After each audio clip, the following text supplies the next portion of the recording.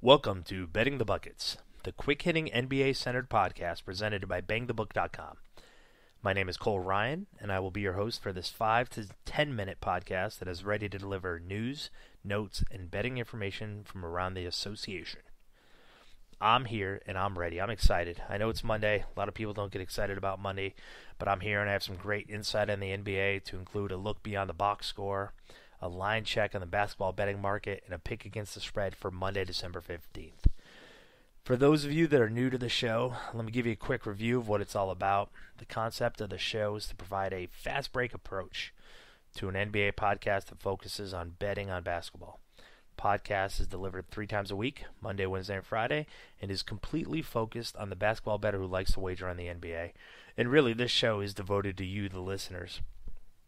When we brainstormed this show and came up with it, I wanted to appeal to not only the basketball fan who likes to bet on basketball, but I realized that your time is really precious. Nobody has a lot of time these days. So this is a podcast that is quick and to the point, and it's loaded with great information, and it doesn't eat up much of your time.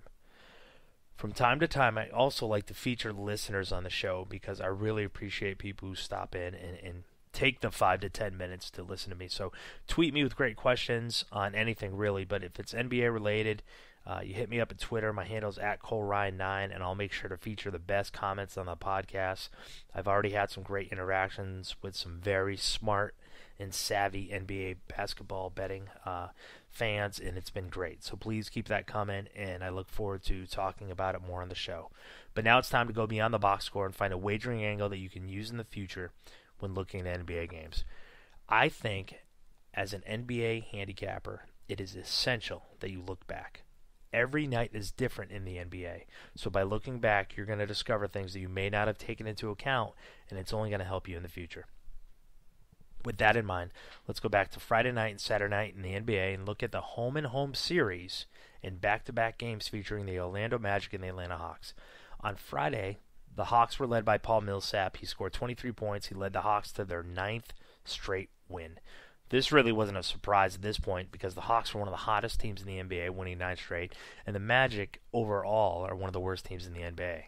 However, the Hawks were then traveling to Orlando to play the Magic the very next night. To me, in back-to-back spots featuring the same teams, I often like to back the loser of the first game to win the second game. Now, many novice handicappers overreact to the first win. They say, look, the Hawks won the first game. They won by 6. Now, all of a sudden, they're only 3-point favorites in the second game. Sure, I'll take the Hawks. But do your research, really. And look, I mentioned it.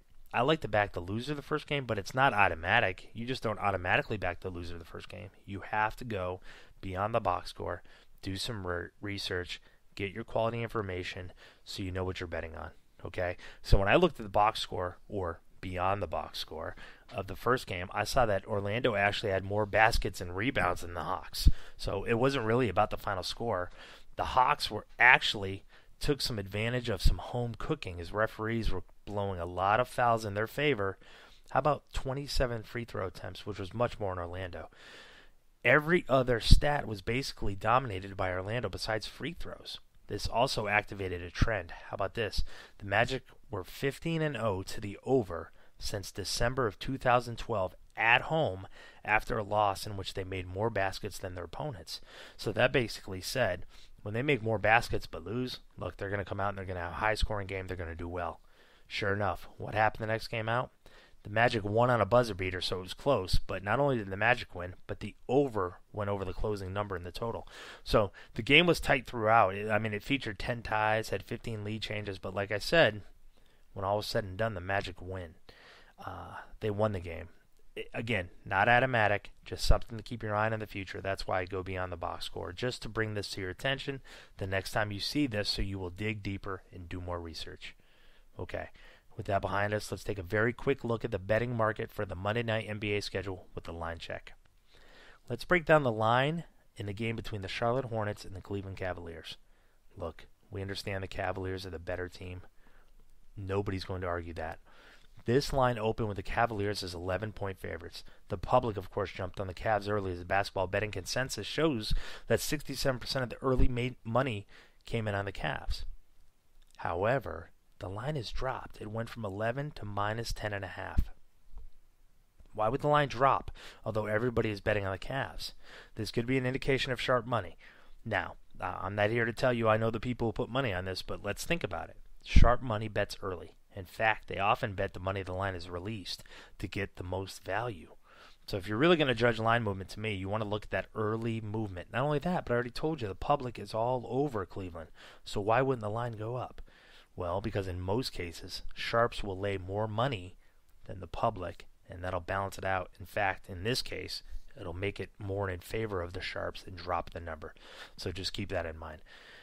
Okay, let's wrap up the show. I told you it'd be quick with a pick against the spread for Monday night in the NBA. For Monday night in the NBA schedule, I'm going to back the Philadelphia 76ers plus 4.5 over the Boston Celtics. When you back a team like the 76ers, let's face it, they only have a couple wins on the season. You got to be selective. There's no doubt they're a very bad team, but on the other hand, so are the Boston Celtics. Celtics, 7 games under 500, and yet they are expected to cover 5 points on the road.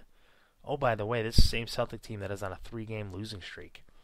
This team is just not that good. For as bad as the Sixers are, they are 4-0 against the spread in their last 4 home games and 6-2 against the spread in their last 8 games overall.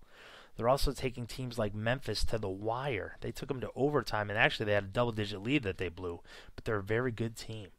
The Celtics, 3-7 against the spread in their last 10 against the NBA Atlantic, and let's face it, they're just not that good. Give me the 76ers. Give me the points. I think they're going to win this game outright. That's it, people. That's how quick this podcast is. Short and sweet and to the point. That'll do it for the show. Make sure to follow at Bang the Book on Twitter and stop by bangthebook.com for all of your basketball betting needs this season. And again, drop me a message on Twitter. My handle is at Cole Ryan 9 if you want to talk about this podcast, the NBA, or really anything in general. I would love to give you some airtime and feature on this podcast. But in the meantime, have a great night on the court and win big betting the buckets.